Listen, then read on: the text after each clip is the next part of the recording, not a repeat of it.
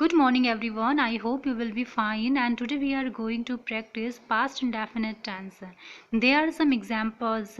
I took very easy examples so that you could understand very well, and after some time we will take advanced sentence, but here I have taken very small and very simple sentence that you could understand very well. Friends, चलिए, बहुत छोटे से मैंने sentence इसलिए लिए हैं आप बहुत अच्छे से समझ पाओ, आप सेंटेंस का स्ट्रक्चर समझ पाओ। देखिए, अगर आप सेंटेंस का स्ट्रक्चर समझ गए तो आप एडवांस, कितने भी एडवांस आपके सेंटेंस हो, आप बिल्कुल बना लेंगे। तो इसीलिए मैंने बहुत छोटे मैंने सेंटेंस इसलिए लिए ताकि आप स्ट्रक्चर समझ जाओ बस। बाकी एडवांस, बाकी आप सारे, अगर आप ये स्ट्रक्चर लगाना सीख गए कि सब्जेक्ट कहाँ आएगा, हेल्पिंग वर्ब कहाँ आती है, मेन वर्ब कहाँ आती है, ऑब्जेक्ट कहाँ आता है, तो आप कितने भी एडवांस हो सेंटेंस आप उनको कर लोगे। तो चलिए, एडवांस सेंटेंस हम लेंगे। आज हम लोग सिंपल बहुत छोटे सेंटेंस से शुरू करते हैं। चलिए देखिए फ्रेंड, हमने प्रेजेंट डेफिनेट के प्रैक्टिस कर ली है और आज है पास्ट इंडेफिनिट टेंस। और मैंने टेंस के सारे लेक्चर करवा दिए हैं, आपने नहीं देखे तो प्लीज़ आप देख सकते हैं। अब देखिए, राम स्कूल जाता था, पहचान क्या होती, ता था, ती थी, ते थे, आ ई ए, राइट। तो राम स्कूल जाता था, Ram went to school, right friend. Ram went to school, क्या पहचान होती है पास्ट इंडेफिनिट टेंस की, मैंने बताई है, फिर से बताती हूँ। सब्जेक्ट प्लस मेन वर्ब की सेकंड फॉर्म प्लस ऑब्जेक्ट। देखो, पास्ट इंडेफिनिट में हमेशा मेन वर्ब की सेकंड फॉर्म आती है, इतना याद रखिए आप, मेन वर्ब की सेकंड फॉर्म आती है। तो देखिए, जाने की इंग्लिश होती है गो, और गो की सेकंड फॉर्म होती है वेंट। तो राम वेंट टू स्कूल। चलिए, राम स्कूल नहीं जाता था। अब देखिए, मैंने आपको पहले भी बताया है कि पास्ट इंडेफिनिट में जब पॉजिटिव सेंटेंस होता है हमें किसी भी हेल्पिंग वर्ब की ज़रूरत नहीं पड़ती है, लेकिन उसका इंटेरोगेटिव और नेगेटिव सेंटेंस जब आ जाए तो हमें एक हेल्पिंग वर्ब की ज़रूरत पड़ती है, और यही चीज़ होती है प्रेजेंट इंडेफिनिट टेंस में भी। तो फ्रेंड, अब प्रेजेंट इंडेफिनिट में तो हम डू और डज लेते हैं, लेकिन पास्ट इंडेफिनिट टेंस में हम क्या लेंगे, डिड लेंगे। यहाँ पर एक चीज़ बहुत अच्छी होती है फ्रेंड, क्या चीज़ बहुत अच्छी होती है, अगर आपका सब्जेक्ट सिंगुलर है या प्लूरल है, हमेशा हेल्पिंग वर्ब डिड ही आएगी। और प्रेजेंट डेफिनेट टेंस में क्या होता था, अगर सब्जेक्ट सिंगुलर है तो डज लगाना है और प्लूरल है तो डू लगाना है। लेकिन पास्ट डेफिनेट टेंस में बहुत अच्छी बात है कि आपका सब्जेक्ट सिंगुलर हो, प्लूरल हो, कुछ भी हो, आपको डिड ही लगाना है, राइट फ्रेंड। चलिए, राम स्कूल नहीं जाता था, Ram did not go to school. दूसरी चीज़ क्या है फ्रेंड इसमें याद रखने वाली, कि आपका नेगेटिव सेंटेंस है और हमारा डिड आ गया है, तो फिर जो मेन वर्ब आती है फ्रेंड वो अपने फर्स्ट फॉर्म में आती है, फिर उसको हमको सेकंड फॉर्म में नहीं लिखना है। अगर आप ऐसे लिखते हैं, Ram did not went to school, this sentence is wrong, right. हम सेकंड फॉर्म का इस्तेमाल नेगेटिव और इंटेरोगेटिव में नहीं करते हैं। क्यों? क्योंकि यहाँ पर सेकंड फॉर्म का काम कौन कर दे रहा है, देखिए डिड कर दे रहा है ना, तो हम डबल सेकंड फॉर्म का इस्तेमाल नहीं करेंगे। और पहले में देखिए, यहाँ पर कोई डिड नहीं है, कोई सेकंड फॉर्म नहीं है, इसलिए हमें सेकंड फॉर्म का इस्तेमाल करना पड़ रहा है। लेकिन नेगेटिव सेंटेंस में मैं डिड का इस्तेमाल कर दिया है, जो कि एक सेकंड फॉर्म है, और इससे पता चल गया है कि जो ये सेंटेंस है वो पास्ट इंडेफिनिट का सेंटेंस है। तो हम क्या करेंगे, डिड के साथ कभी भी मेन वर्ब की सेकंड या थर्ड फॉर्म नहीं आती है, उसके साथ हमेशा मेन वर्ब की फर्स्ट फॉर्म आती है। इतना फ्रेंड आप याद रखिए, बहुत लोग स्पीकिंग में भी एरर कर देते हैं और ग्रामर में भी उनको पता नहीं होता है, वो सोचते हैं पास्ट का है तो पास्ट पार्टिसिपल या सेकंड फॉर्म आएगी, ऐसा नहीं होता है फ्रेंड। हमें क्या करना पड़ता है, डिड के साथ मेन वर्ब की हमेशा फर्स्ट फॉर्म ही आती है। चलिए, क्या राम स्कूल जाता था। अब देखिए, ये इंटेरोगेटिव है, मैंने बताया है कि अगर सब्जेक्ट नेगेटिव या इंटेरोगेटिव हो तो हमें हेल्पिंग वर्ब की जरूरत पड़ती है। तो क्या है हेल्पिंग वर्ब, डिड। तो डिड और क्या की इंग्लिश क्या हो जाती है फ्रेंड, क्या की इंग्लिश हो जाती है डिड, राइट। अगर हमारा क्वेश्चन, देखिए क्वेश्चन वाला शब्द अगर सेंटेंस के बीच में होता है, कैसे, राम क्यों स्कूल जाता है, राम कहाँ जाता है, राम क्यों जाता है, राम क्या पढ़ता है, राइट, राम कैसे पढ़ता है। तो देखिए, यहाँ पर जो WH वाला सेंटेंस है, यानी इंटेरोगेटिव शब्द है, वो सेंटेंस के बीच में आ रहा। अगर सेंटेंस के बीच में अगर ऐसे कोई शब्द आए तो हमें उसकी इंग्लिश पहले लिखनी पड़ती है। लेकिन अगर सेंटेंस के शुरू में क्या आ रहा है, क्या राम स्कूल जाता है, तो फ्रेंड यहाँ पर हमें वर्ड नहीं लिखना पड़ेगा। यहाँ पर जो क्या की इंग्लिश है वो डिड बनेगी, उस सेंटेंस की, उस टेंस की हेल्पिंग वर्ब ही क्या की इंग्लिश बन जाती है, अगर आपका सेंटेंस क्या से शुरू हो रहा है।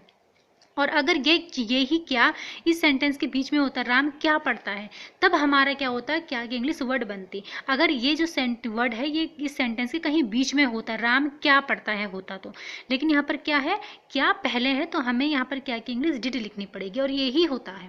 Right friend, did Ram go to school, क्या राम स्कूल जाता है, did Ram go to school, फिर वही चीज़ है ना कि हमें क्या करना है, मेन वर्ब की फर्स्ट फॉर्म ही लिखनी है। क्यों, क्योंकि हमारा सेकंड फॉर्म यहाँ आ रहा है, तो हम डबल सेकंड फॉर्म का यूज नहीं करेंगे। राइट फ्रेंड, चलिए अब है क्या राम स्कूल नहीं जाता है। अब फ्रेंड देखिए ये कैसा सेंटेंस है, इंटेरोगेटिव भी है और नेगेटिव भी है, ऐसा भी होता है ना। तो did Ram not go to school, friend ये बोला जाता है कि जो नॉट होता है वो मेन वर्ब से पहले आता है। तो Ram did not go to school, did Ram not go to school, did Ram not go to school. तो फ्रेंड इस तरीके से आप इसको कॉन्ट्रास्ट बेस में भी लिख सकते हैं। कैसे, आप डिड और नॉट को आपस में मैच करके भी लिख सकते हैं। वहां पर क्या होगा, जो नॉट होगा वो हमारा पहले आ जाएगा, डिड के साथ मिल जाएगा। तो didn't Ram go to school, क्या राम स्कूल नहीं जाता था। राइट, तो इस तरीके से, या राम स्कूल नहीं गया, आप गया गई ये भी आप बोल सकते हैं। राइट, क्या राम स्कूल नहीं गया, क्या राम स्कूल गया, राम स्कूल गया है। तो ये भी क्या है, पास्ट इंडेफिनिट के सेंटेंस है, कोई इनमें डिफरेंस नहीं है फ्रेंड। जैसे ये बना रखे वैसे आ ई वाले भी बनाएंगे। अगर हम यहाँ पर होता राम स्कूल गया तो फिर भी यही होता, राम वेंट टू स्कूल। अगर होता कि राम स्कूल नहीं गया तो Ram didn't go to school. अगर होता राम, क्या राम स्कूल जाता गया, क्या राम स्कूल गया, did Ram go to school. और अगर होता क्या राम स्कूल नहीं गया तो होता didn't Ram go to school. तो फ्रेंड इस तरीके से होता, कोई डिफरेंस नहीं है। राइट फ्रेंड, चलिए अब है future indefinite tense. Future indefinite tense में क्या होगा, अब हम फ्यूचर इंडेफिनिट टेंस की प्रैक्टिस करते हैं। क्या राम स्कूल जाएगा, राम स्कूल जाएगा। फ्यूचर इंडेफिनिट टेंस की पहचान क्या होती है कि हिंदी के वाक्यों में गा गी गे ये शब्द आते हैं। राइट, राम स्कूल जाएगा, Ram will go to school. Right, और हेल्पिंग वर्ब क्या इस्तेमाल करनी पड़ती है हमें, विल शैल वुड सब्जेक्ट के अकॉर्डिंग। राम स्कूल जाएगा, Ram will go to school. अब देखिए राम स्कूल नहीं जाएगा, हमें पता है कि देखो पूरा सेंटेंस वही रहता है और जो नॉट होता है वो हेल्पिंग वर्ब के बाद आ जाता है, Ram will not go to school.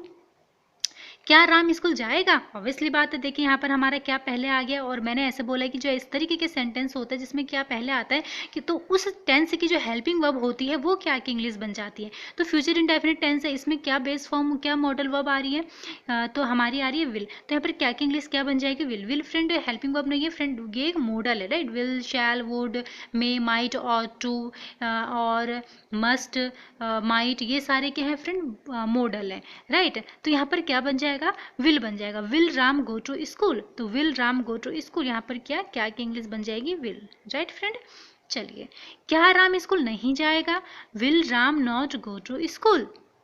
क्या है, क्या राम स्कूल नहीं जाएगा, will Ram not go to school. ये बोला जाता है कि जो नॉट होता है वो मेन वर्ब से पहले आता है। Right friend, I hope friend आपने ये आपको समझ आ गया होगा। देखिए आप आराम से समझ लीजिए पास्ट इंडेफिनिट टेंस की क्या पहचान होती है। वाक्य के अंत में ता था, ती थी, ते थे, आ ई ए आदि शब्द आते हैं। राइट फ्रेंड, और हेल्पिंग वर्ब देखिए पास्ट इंडेफिनिट में जब पॉजिटिव सेंटेंस होता है हमें किसी हेल्पिंग वर्ब की जरूरत नहीं पड़ती है, whether it is present indefinite tense or past indefinite tense. But when we make interrogative and negative sentence we need a helping verb, and in present tense we use do and does according to subject, and past indefinite tense we use did as a helping verb both the subject, whether it is singular subject or plural subject doesn't matter, कोई matter नहीं करता आपका subject singular हो plural हो, हमें did का ही इस्तेमाल करना होता है। राइट, जो हमें इंटेरोगेटिव में और नेगेटिव सेंटेंस में ज़रूरत पड़ती है। चलिए फ्यूचर टेंस की क्या पहचान होती है हिंदी में, गा है, गी है, गे, गा गी गे, गा गी गे ये शब्द आते हैं। जैसे राम स्कूल जाएगा, Ram will go to school. Helping verb के रूप में क्या यूज़ करते हैं, विल शैल वुड जो कि मॉडल वर्ब होते हैं। राइट फ्रेंड, सब्जेक्ट के अकॉर्डिंग, और विल शैल वुड के अपने फ्रेंड अलग से रूल होते हैं। राइट, तो वो मैं आपको तब बताऊंगी जब हम लोग मॉडल पढ़ेंगे, तब मैं आपको इलेबोरेट करूंगी। अगर मैं यहाँ पे इलेबोरेट करूंगी तो आप लोग कंफ्यूज हो जाएंगे, and I don't want to confuse you. Right, here I would like to that I would like to understand the structure of the sentence, right, so that you could make each and every kind of sentence, whether it is simple or difficult.